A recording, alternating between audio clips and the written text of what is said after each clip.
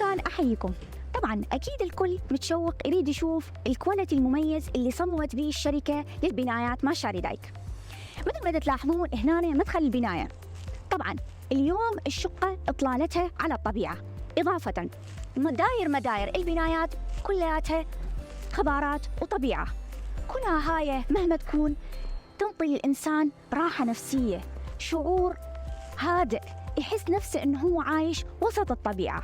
هسه تعالوا وياي أشوفكم الشيء الحلو والمميز بهالمشروع اللي هي المصاعد. طبعا المصاعد اتصممت بطريقة فخمة ولكجري وراقية. احنا شلون اليوم نميز البناية أو مشروع هذا ناجح؟ طبعا من ضمن المصاعد. وهسه مثل ما تلاحظون أنا موجودة بالبارك أندر جراوند مال البناية.